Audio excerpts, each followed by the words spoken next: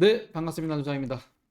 중국 구매 대행은 이제 점점점 끝나게 될 것입니다. 오늘은 제가 좀 더 진지한 얘기를 해보겠습니다. 얼마 전에 올려드린 해외 구매 대행의 역사와 트렌드 분석, 앞으로 가야 할 미래 전략 방법에 대해서 제 생각을 공유해 드린 적이 있습니다. 그 부분에 많은 분들이 공감해 주시고 또 따로 연락을 주셨는데요. 오늘은 그 미래 전략과 이런 것들은 좀 더 시간이 필요하겠지만 지금 당장 중국 구매 대행 하고 계신 분, 할 예정인 분들, 초보분도 명심해야 될 게 있습니다. 여러분 중국 구매 대행 할 때 왜 중국 구매 대행 했죠? 원래 예전에 5년, 10년 전에 갔을 때는 어, 미국 구매 대행 하다가 대량 등록에 막혀서 중국 구매 대행으로 반자동으로 왔고 마진율이 좋기 때문에 중국 구매 대행을 많이 했고 이제 투잡으로 왔다. 여기까지는 이해하셨죠? 그래서 마켓별로 10,000개 정도의 상품으로 등록했다 삭제하고 등록했다 삭제하면서 버는 방법이 있고 그 중에 좋은 상품들 찾아서 주력으로 상세 페이지 만들어서 상위 노출하는 방법들로 하나의 아이템을 팔아도 꾸준히 나갈 수 있는 상품을 발굴해서 원래 이커머스의 본질대로 상품을 잘 컨텐츠를 만들어서 할애하는 전략으로 가야 된다. 그러기 위해서는 아이템을 찾을 수 있는 능력, 상위 노출할 수 있는 마케팅 능력 두 가지가 필요하다고 하는데 그렇게 제가 얘기를 함에도 불구하고 아직도 쉽고 빠르고 대충 해서 돈을 벌고 싶은 분들이 많다 보니 프로그램에 의존합니다. 프로그램에 의존할 때 중국의 타오바오든 알리익스프레스든 중국의 사이트들을 긁고 올 때 하나씩 보고 꼼꼼하게 올리면 되는데 그게 번거롭죠. 그러니까 카테고리를 타고 들어가서 신발 1페이지, 10페이지 통으로 올리고 뭐 하나씩 하는 게 아니고 최소한 페이지별로 막 올리다 보니 왜 아이템 소싱하는 능력이 안 되니까 마케팅 능력이 안 되니까 그냥 얻어 걸려라. 솔직히 저희 회사도 대량 등록으로 돈을 벌고 있죠. 그렇게 하는 건 좋은데 이게 문제가 뭐냐면 마켓플레이스 입장에서는 네이버 스마트 스토어 11번가 뭐 쿠팡 이런 입장에서는 무분별한 대량 등록을 하다 보니 막 이상한 상품들이 올라가고 판매 금지판 올라가고 이상한 것들이 많이 올라가기 시작해서 골머리를 썩고 있습니다. 이거는 구매 대행뿐만 아니라 국내 도도매 하시는 분도 마찬가지죠. 그래서 각 마켓플레이스별로 정책들이 정해져 있고 페널티를 먹이지만 여러분 그 페널티 심각하게 생각하시나요? 별로 생각 안 하시죠. 그런데 문제는 여러분이 쿠팡이나 스마트스토어에 올려도 그 상품들이 네이버 쇼핑에 노출되기 때문에 네이버 쇼핑에서 타고 들어가서 사는 고객들이 많습니다. 그러면 네이버의 페널티 정책을 정확하게 아시고 그대로 행하지 않으면 지금까지는 스마트 스토어만 문제가 됐습니다. 그런데 이제 네이버 좀 어려운 얘기인데 네이버 스마트 스토어 판매자 말고도 11번가 지마켓 쿠팡에 등록된 셀러들도 그 마켓플레이스가 네이버의 가격 비교 사이트에 노출되는 CPS 계약이라는 걸 하는데요. 지금까지는 네이버 입장에서는 이 대형 오픈마켓들의 문제되는 상품들, 네이버 클린 점수에 위반되는 상품들, 그것들을 문제가 있으면 오픈마켓 전체 상품을 네이버에 노출하지 않으면 매출도 문제가 있지 않겠습니까?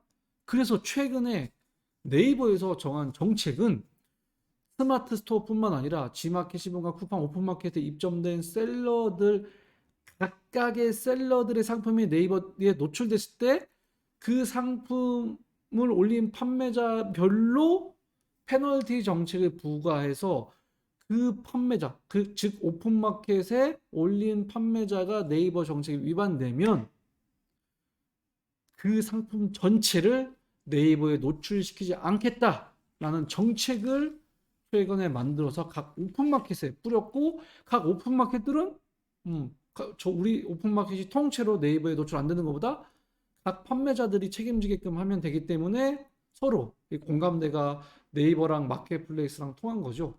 그래서 어느 순간 여러분이 쿠팡에 대량 등록하고 11번가에 대량 등록하고 만 개지만 그렇게 했을 때 또는 뭐 11 스마트 스토어는 당연하고요. 어느 순간 매출이 안 나온다. 그 이유는 네이버 페널티 정책에 위반돼서 여러분의 상품이 노출이 안 되기 때문에 그렇습니다. 자, 그러면 네이버 페널티 정책 보셨나요? 약관 제대로 보셨나요? 네. 네이버 페널티 정책이라고 검색하면 나옵니다. 네이버 고객센터에 나온 네이버 쇼핑에 네이버 클린 프로그램 위반 상세 검색하시면 나옵니다. 보실까요? 1번 취급 불가 상품, 2번 상품 정보 게시 위반, 3번 판매 활동 위반, 이 세 개 안에 있는 세부 내용 중에 뭐라도 걸리면 네이버 페널티 정책을 위반을 했다고 판단해서 여러분이 오픈마켓에 올려도 상품을 노출시키지 않겠다. 이미 시행하고 있습니다. 저희도 그런 걸 알고 준비하고 있고. 자, 그러면 취급 불가 중에 성인 기준 위반, 청소년 유예, 선정적인 이미지 포함, 선정적인 이미지가 수영복 파는데 이게 선정적인 아닌지 애매하죠. 네이버만 압니다. 네이버만 그 기준 알고 있고요.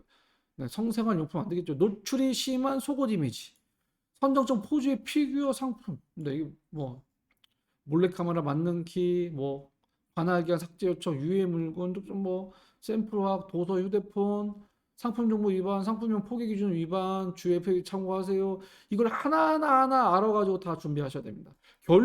결론은 이제는 반자동 솔루션을 쓰든 어떤 솔루션을 쓰든 하나씩 모니터링하지 않고 그냥 10개, 100개, 1000개 무작위 때려 집어넣는 순간 여러분의 쿠팡 11번가 매출도 어느 순간 줄어드는 이유는 네이버의 페널티 정책이 위반돼서 여러분의 오픈마켓 그 샵이 노출이 안 되기 때문입니다. 되게 심각한 상황입니다, 여러분. 지금 당장 진행하고 있고 수시로 네이버와 마켓플레이스가 협업을 해서 지금 상품을 삭제하고 있습니다. 자, 그러면 여러분 이렇게 되면 뭐 예전처럼 아무 생각 없이 뭐 등록만 하세요.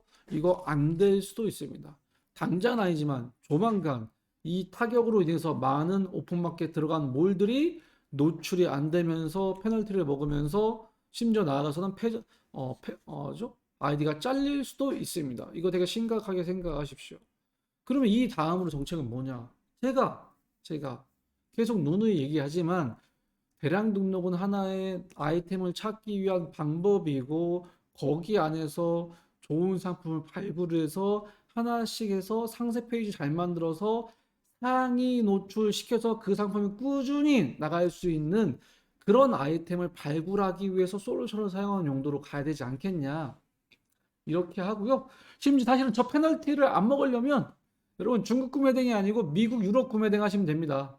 음, 어, 거기는 이런 문제 있는 상품이 별로 없거든요. 그래서 이것도 하나의 정책이기도 하고 방향이기도 하지만 어찌 되었건 이런 사항을 모르는 상태에서 묻지마 했다가 매출이 줄어들거나 아니면 여러분의 계정이 날아갈 수도 있다. 심각하게 생각하시고 중국 구매등이 그 다음에 뭐냐 했을 때 꾸준히 나갈 수 있는 아이템 발굴, 상위 노출, 더 나아가서는 명품 구매등, 더 나아가서는 유럽 구매등, 뭐 브랜드 구매등 다시 이런 쪽으로 가야 되지 않겠냐 하는 생각이 듭니다. 그래서 꼭 명심하시고 하루아침에 날아가지 않도록 조심하십시오. 네, 오늘은 좀 심각한 말씀 드렸지만 이런 것도 모르고 이 영상을 보지도 않고 그냥 어디서 그냥 유튜브 보고 대충 올려서 뭐 대충 팔리겠지 이렇게 시작하셨던 분들이 계시다면 좀 더 깊이 있게 공부해 주셨으면 좋겠습니다.